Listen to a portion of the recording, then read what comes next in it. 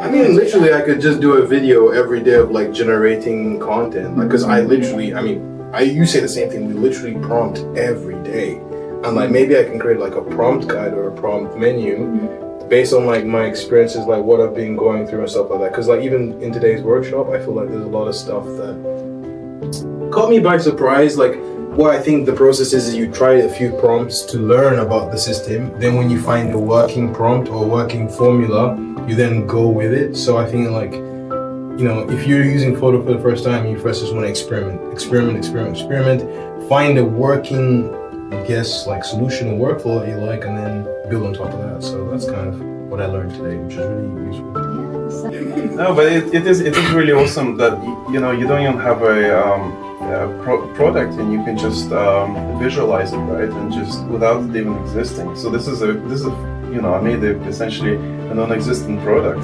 That's really cool. Maybe one day we'll have flying hoverboards, right? But it's cool to generate something that looks pretty much real, and you can create like a full marketing campaign for it, but it doesn't even exist. It doesn't even exist in this universe, right? But it could. Now that you've visualized it, you can create it, right? You prompted it into existence. Exactly, yeah. Yeah, and I think like Fotor creates, you said something that got my brain thinking, but I think Fotor creates this opportunity where you could literally take all these like action steps in a business and like attach it to like a KPI. So like, okay, now you've got these assets. What's the is it CPM? Like, what are these marketing like metrics that they measure? And imagine your whole business is just run by, I don't know, AI credits and tokens, and it's fun. Anyway, we can stay here all night.